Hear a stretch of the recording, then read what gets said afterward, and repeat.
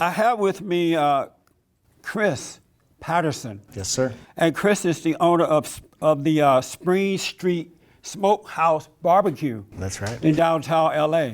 A white man with a barbecue. And Chris is not married. And that's why he looks so happy. Also, we have Dr. Rael Sims. He is a neuropsychologist and relationship expert. He is married and lives in Los Angeles. And he's going to tell you how awful it is not to be married. And then last but not least, Kent Seaton. He is a well-known speaker and attorney here in Southern California. Thank you guys for coming.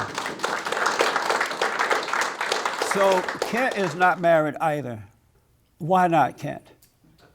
That's a good question. When you find me the right girl, I'll let you know. And what is the right girl? What are you looking for? I'm not looking right now. You know? No. What were you looking for prior to not looking? I don't know. You know what? I don't know if I've been looking. I've dated, extensively. So I've seen kind of the quality of women out there, and until I find a quality girl, I'm going to be single. So do you want to be married?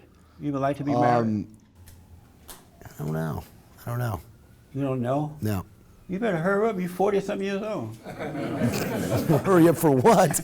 For misery? Chris, you are not married. Why is that? I'd have to echo. I don't know why that is. I would like to be in a relationship. I don't necessarily have a focus on marriage. But that's changed a lot. I think when I was younger, I had a real sense that there was a pattern that you fell into. Yeah. I think that's pretty normal. With a lot of things, as I got older and I didn't fit that pattern anymore, all of a sudden I started to look at, is there something wrong with me? Am I not doing it right? Am I broken? And I think ultimately that led to where I am today, which is I spend most of my time working on me. And I'm not necessarily looking, although I date, and I've dated extensively. So when you say you date extensively, what does that mean?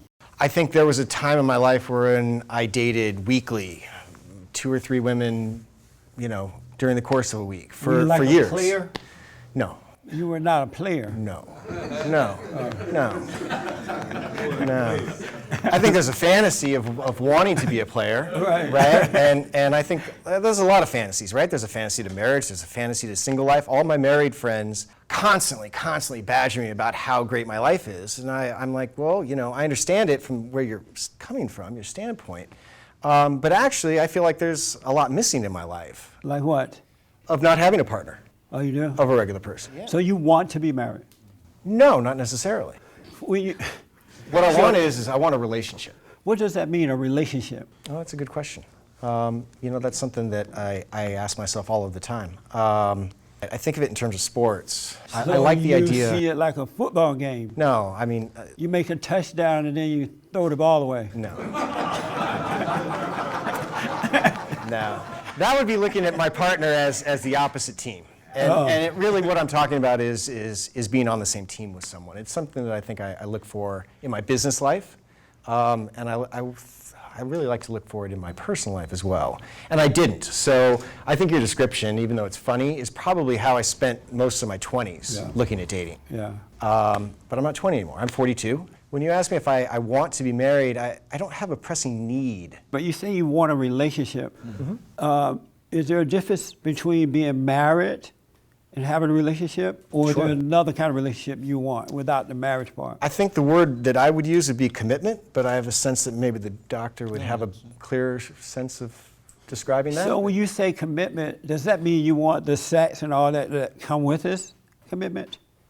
Monogamy specifically? Do you want sex with this one person that you want this relationship with? I think currently that's how I view commitment, yeah. So why not get married?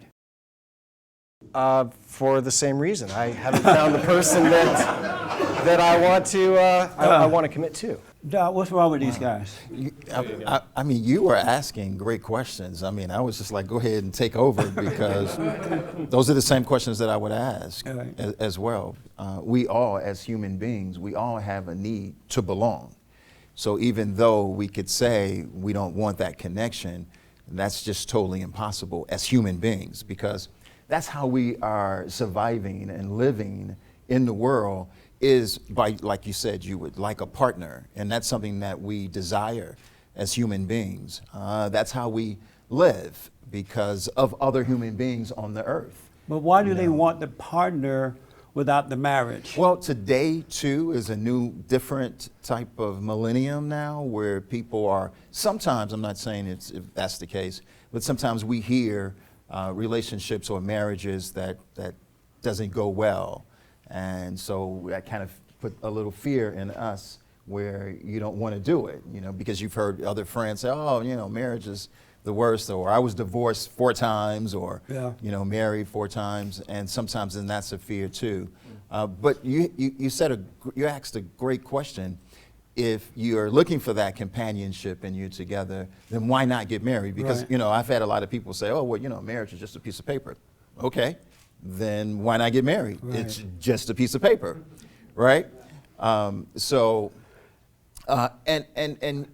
most of it could be a fear of making that commitment. You can make the commitment of being girlfriend, boyfriend, but taking that next step of being husband and wife also could be. I'm not just saying it is, but sometimes it could be a fear. Of I've noticed over the years that a lot of young men, like these guys, it's hard for them to find a woman who is ready to be a wife.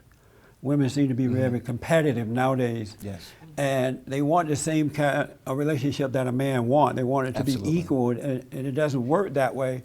It's and impossible. So a lot of guys are totally miserable who've gotten married, and they're afraid to leave because it costs too much money to leave. So they're trying to hang in there until they get a heart attack and die. Yeah. But what do you say to guys who are running into those type of girls? And one thing that we don't do, this is something that I used to always tell women, and I was like, well, wait a minute, let me also share this with men. I don't know if anybody cooks here, but if I wanted to cook something, meatloaf, and I have all my ingredients and I have my meatloaf. If I take that meat away, I can't make my meatloaf, because we have to understand, in order to understand a non-negotiable requirement, we have to understand who? Self. We have to understand self. It's no different than being an employer. So if you're the employer and you know that you're hiring, what are you hiring? You have to know what you're hiring. Meaning what type of woman you're getting? What kind of woman you're looking for you, not for your friends, not for your brother, the type not of for your person you're uncle. looking for. What kind of person that you're looking for yourself. A lot of us don't really know self. We say we know self. Yeah, that's we true. say we love self, but we really don't know self. How long you been married? I've been married for 20 years now. 20 years? Are you married to a black woman or a white woman? Black woman. You've been married to a black. black woman for She's- 20 years? Yeah, she's Asian black. Yeah. Oh, she's not all black. What is she? Asian black. Yeah. Oh, that's what keep you Well, hanging in she has the dreadlocks and everything. So. She considers herself African American, though. Oh, she does? Oh, she took the black side? Yeah. And so, how did you meet your wife? I worked for the movie industry as an advisor to add in neuroscience when people were doing movies. I mean, she was doing a couple of films for Showtime. And during that period, it led from being friends and working together. And then we were together for a very long time, working together. And then from that, just led on to a relationship. Are you the head of your wife? Yes, I am. And what does that mean? Well, that means when it comes to decision making, I'm the person. However, she's still there to also help me with that decision that I decide to make. Now, when we use the word submit, right, and I know a lot of people hate to hear that word submission, but in my hypothesis, I really think that the submission is for that woman to be there for her husband when we're in certain situations, and it may get very challenging. Right. So she has to submit that intellect that she has to give me, to let me know that I'm on the right track. Does she do that? Your wife does it? Oh yeah, Does she do it? and I respect that. I've noticed that a lot of guys, and I know none of you guys are doing this, now when they're dating, they spend a lot of money on the woman. They buy her clothes, they buy her car, they take her to Hawaii, they just spend truckloads of money while dating. Anybody out there guilty of this? See there? Yeah. Poor guys. Is that good to do? No. And why not? Well, okay. All right, let me say this. It's good to do as far as the tradition we've been taught. You meet someone, you take them out, you take them to dinner. But not a real expensive dinner, right? Well, actually, that is what we do because of the tradition, right? But really, if you go back to the old days, that's not what you do. No. When you go back to the old days, it Not at was all. you meet at the person's house. Yes. There was like a little swing on the porch. Yep. Right? You sit down and make sure that daddy knows Yeah. that he's out there, you know, and you're on the porch and you're swinging and you're getting to know her. That's right. Because it's so important for us men, it's really important for us to say, hey, wait a minute, whoa, let me get to know her first. That's right. Let me really get to know her, not jump into this tradition. Let me really get to know her because I might not like her. And I've spent $500 and something and you may not get nothing in return out of that. You know what I'm saying? So do you do that? Do you spend money on these women? No. What? No. You don't spend money. And don't get me wrong, not that it's a bad thing. If it's a bad thing. If you feel like you like the person, in the future, then that's the time. But you can go to the beach, you can go to other places. Don't be fooled into thinking that, and especially today, a lot of us are on fixed incomes, and you spend everything. You spend your rent, and now you're broke. Now you're calling the bill collectors, telling the bill collectors, giving them excuses. And the girl is everything. gone. And the girl is gone. Yeah. Because she doesn't like you. Let me ask Chris. Yeah. So have you done that? Spent money on the girls that you Have I? dated? Yeah. Yeah, I have, absolutely. You bought cars and clothes No, and expensive restaurants and things. No, I haven't spent that Have kind of you money. taken but them on trips? I have not. No, I So haven't what done kind that. of money you spent? I mean, clearly not that kind of money. But relative to my income at the time, yeah, What would you I buy them? Expensive dinners and that sort of thing. But I'll tell you that's a long time ago. My experience for the last 10 years, I can tell you my last I know, big but before date. you do, the only thing that money you have spent on them is for a dinner, a nice dinner. That's true. Although I consider that to be a lot of money at the time. It is. But on nothing else, you have not done that. No. Oh, okay. And how did you avoid that? No wonder you don't have a woman. I don't think I ran in You're too circles cheap. of people who were buying women cars on their first date. I don't know where those circles Well, are. that's good. Why didn't you do that? What made you not do it? I don't think I knew it at the time, but I knew that wasn't the role that I wanted to play, within the context of that part of a relationship. Yeah. When I was growing up, that was a no-no. You do not spend money. The girl's father did not want you to spend the money on his daughter. Don't take money from that man. He's up to something. And my grandmother used to say, don't spend money on her unless you're ready to marry her. Long story short, when I was in the 11th grade, I was dating this girl, and she asked me for a quarter. And I had been dating her for a while. Very nice, pretty girl, too. And she asked me for a quarter to buy some bubble gum. We used to buy this little round bubble gum. And I dropped her. I dumped her that day. Because I thought she was taking advantage of me. Chris, do you have sex before marriage? Yes, You do? Yes. And why? because I enjoy it. I'm sorry? Because I enjoy it. They can't hear you over there. Sure. And does that affect the relationship once you have sex? Let's say you meet her, you're walking down the Absolutely. road. Yes, In absolutely. what way? That's a big question. I mean, I can see how it changes for her. I know that it changes differently for me.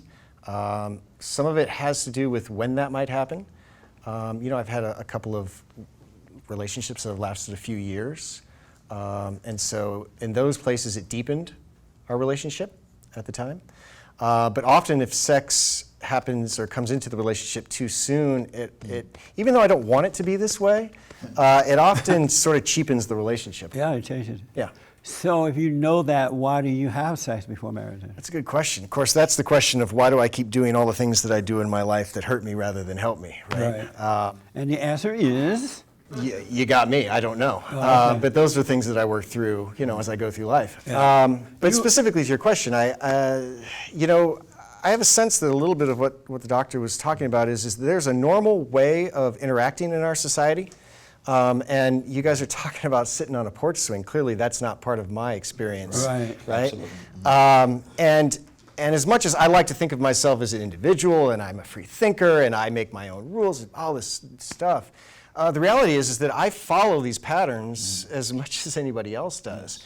So some of it, even though I don't like to necessarily admit it, would be that the decision isn't something that I set out to make. It's, well, everyone else is doing it. This is how you date. This is how it becomes. Right. Now, that's not always the case, you know. And Were you raised by your father and mother? Yes. You were. And do you have sex with these girls? I do, yeah. You do? Yeah. And are you proud of yourself? I'm proud of myself. Why do you do it? I think it's kind of the same thing that Chris is talking about. I think it's relatively common, in today's society. That's not having sex before marriage is a pretty unusual thing. So you do it because it's common. Yeah, pretty If much. it wasn't common, would you do it? I don't know. I really don't Really? know. So you really have sex because you know that everybody else is doing it? Well, I think it's a lot of what you do is because what other people are doing. I Right. mean, it's just sort of you end up doing stuff. So So he said it felt good. It's like a joint. Right. that's your words, not mine.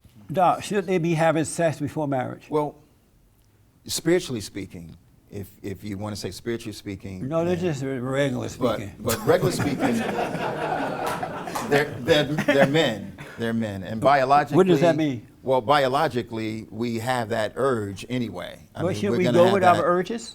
We could try to go without that urge or fight that urge, but that urge biologically is there. It is there as males. And getting into the relationship, that's the challenge that you're going to have to deal with because, our bodies are designed to procreate. And that's what when we're around women, that's the first thing that's happening. Now all of the traditions and group thinking goes out of the window and biology comes in because our mind and our body, we know that this is a female. And one of the challenges is, and the danger is, when you with women, like say if a woman is ovulating, when she's ovulating, she's releasing a chemical called copulence. And we see all animals, all female animals and canines when they're in heat. Well, the same with us human beings too. When women ovulate, they also release a chemical called copulence. And when the male smells the copulence, we also release a chemical called androstenone. And so the woman smells the androstenone, and next thing you know, we end up having sex, even on the first night. This is how people have sex on the first night, in clubs and stuff like that too, because biology jumps in. And So that's, do you smell it? Do I smell it, Doc? they're not aware. See, you didn't know that was going on, right? I think I did, You did. but no, I don't smell it. You don't smell it. And one danger of the having the sex with the woman is, you guys heard of the word oxytocin. Can you tell me what it is right fast? It's a chemical that releases from the female side of your brain that basically creates an emotional attachment to the male. It bonds them together, right? And this also happens when a female is having a child. And this is the bond, as well as the male too, because us males, we have a little oxytocin as well. And this bonds us to our son, as well as the daughter bonds to the mother. You recommend then, since all this is going on, is it better to wait until marriage? Well, what happens Even though all is this- when that chemical oxytocin is released, it goes into a certain part of your brain, the caudate nucleus, the nucleus accumbens, and that's our pleasure center part of the brain. And what happens is, when that happens, the woman will feel like or think she's in love. And now you can't get rid of her. This is why the women are always calling and always calling, and you really don't like her.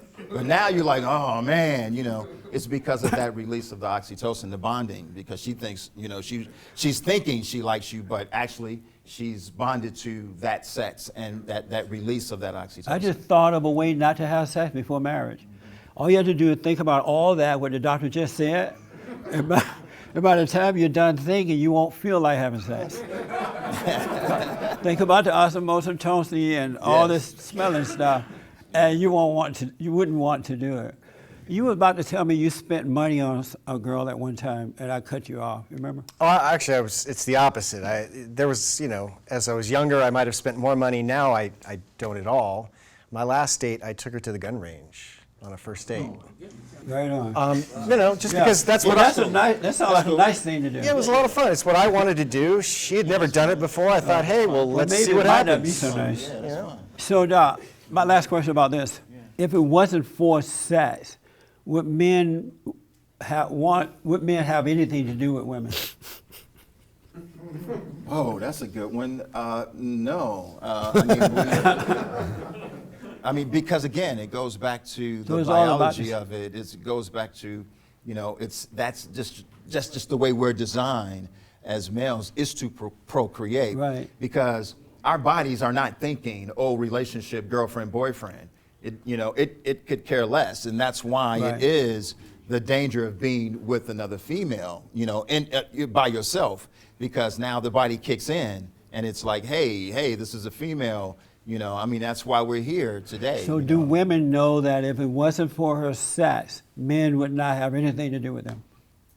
Yes, They know that? Women, let's say, women who are taught to know, to understand, and to know that you're a female, and men want what you have. Right. And that's something that we have to be careful too, because that's how we can be manipulated. Because women are out there, they are aware of that. They are mindful of it, and that's when they'll say, well, buy me something else again, or buy me a truck and buy me a boat, and but they know that they're manipulating you because you want something from them. Yeah. And so you have to be mindful, and you have to be careful, and you have to be in control of yourself as a man. You have to say, hey, no, let's do this, let's do that, because I don't really know if I like you or not. Chris, what is a man? My personal definition of what it means to be a man is someone who holds space. And what I mean by that is that when you're in a place, let me give you an example. When Larry was up here, did anyone have any sense that he wasn't in control of the room at all? He held the space. He held this entire room, even though it's full of men. And I think really being a man means creating that space. And since we're talking about women, in relation to women, holding that space allows the feminine to be able to express who she is, because she's crazy. They're nuts, it's very difficult to deal with women. Did you say women are nuts? Yes, absolutely. I have nothing but difficulty in dealing with women. Let's be honest. Even my own mother, and I love her so much. But I don't understand them, and they're very emotional, and I don't get that. And, it's all over the place. But what I can do in that is I don't get caught up in it anymore. Right. And that's what I used to do. Yeah. I used to run around trying to figure out how to make everything okay. I don't make anything okay anymore. Right. Now I just hold my space. I'm cool right here. You want to go nuts and spin circles? Great, I'll be here when you're done. You hold on to that safe space. Absolutely. Okay. And so that's what I think being a man is, and really that's more of a description of what a man does. Are you a man? I am a man. You are a man. Yes. And Kat, what is a man? That's a great question. A man is somebody that doesn't react to the outside world, has a sense of calmness about who they are, a sense of clarity, sense of confidence, a sense of kindness as well, to try to help people overcome their issues. That's what a man is. And so are you a man? Yeah. You're a man? Yeah. Let me ask you something about your parents. You say you can't stand your mother, right? No. I love my I mean, mother. you say she's difficult. Well, yes, as a woman, she's difficult. Right, that's what I mean. And so does she get on your nerves sometimes, like make you angry? Of course. She does? Of course. And when you talk to her about it, what does she say? I am nothing but respectful towards her. So I don't bring up her faults to her. There's no space for that in the relationship that we have. No, because I respect her as my mother. But if you respect her, you would be honest with her. Yeah, and you know what, in all fairness, we have a pretty open and honest relationship, but I don't reach out to my mother to look to fix her. No, it might fix you. if you finally can deal with it. And that might be true, but if she were to bring it to me and ask me, I would be honest with her, and I would have that conversation. But she might not be aware that you're feeling this way. Yeah, well, I see that as my father's role in their relationship. And, you know, the role of a son and a father and a mother, those are difficult things. We're not talking about just me talking to a woman.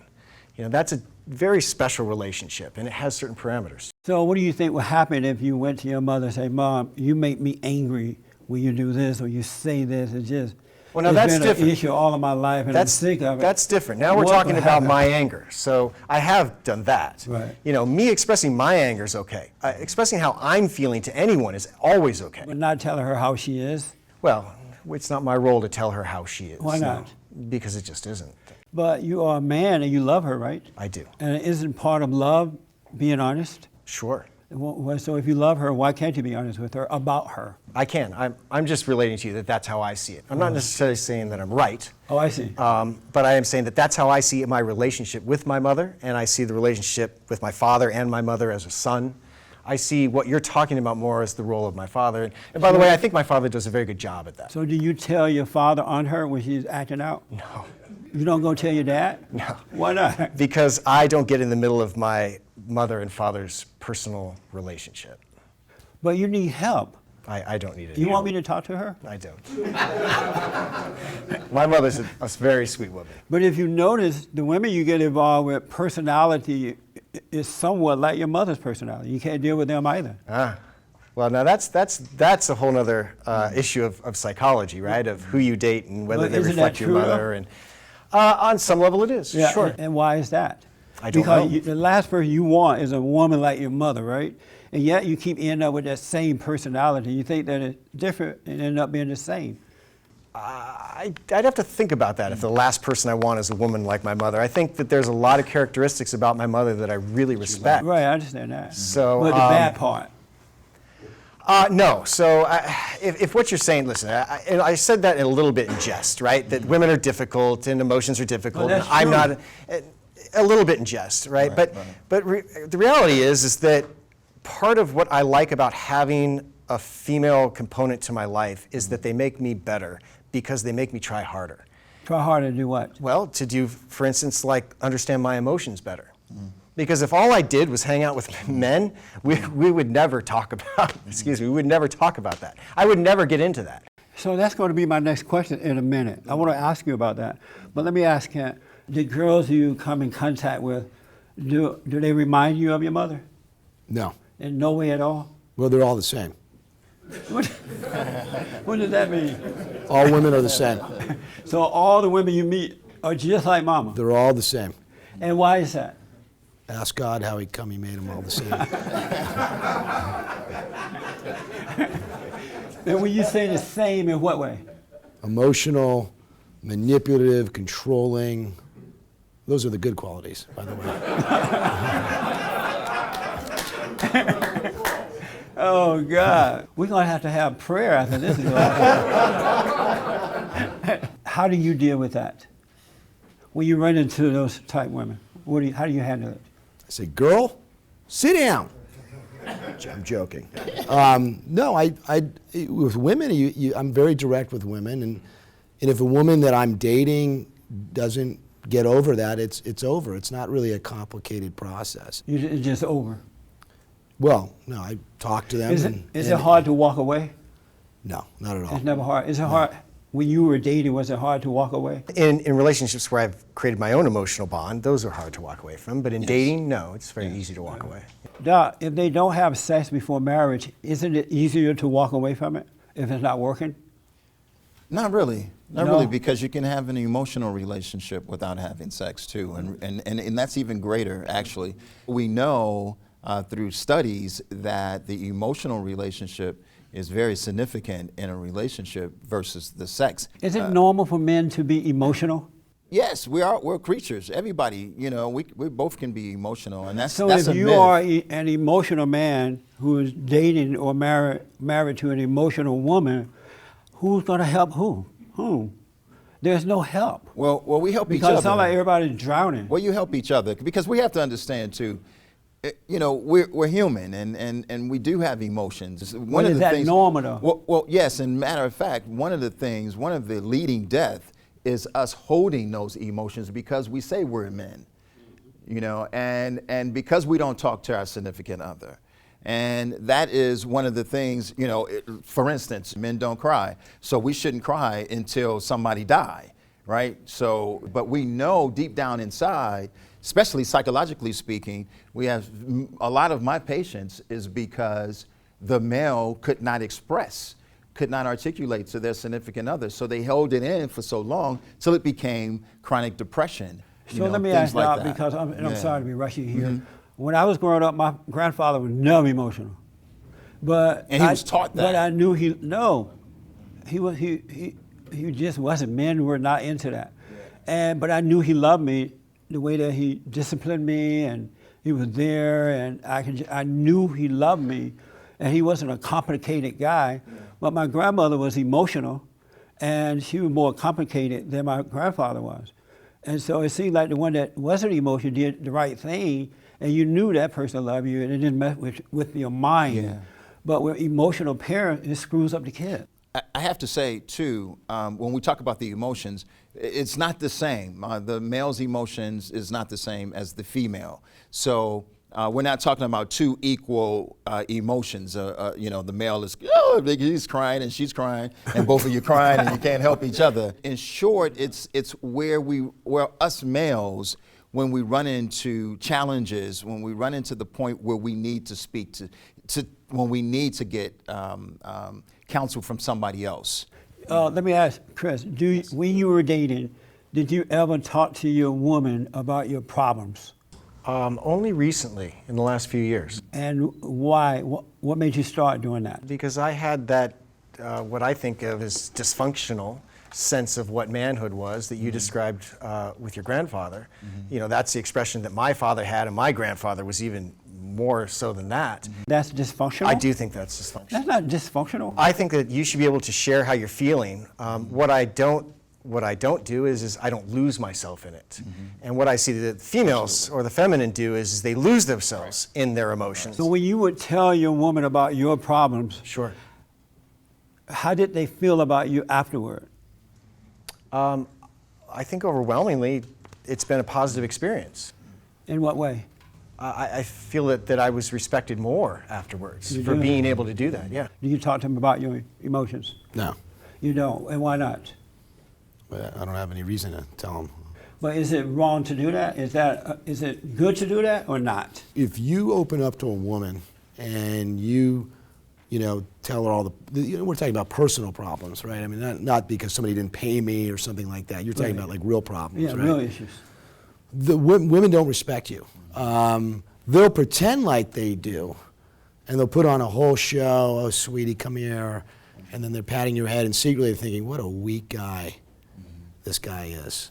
You know, over the last 26 years, I've counseled with guys who tell their women their problems, and then the women end up judging them for it for life. And they don't ever forget it. Mm-hmm. They constantly remind you of it, and then they think that you're weak. Yes, absolutely. They get you to do it, and then when you do it, they hate you for doing it. Absolutely, and those are the women, and that's what I wanted to say too. Those are the women that also have been manipulated by the tradition, by other women. You know, that this is what if a man is going to express himself, then he's weak.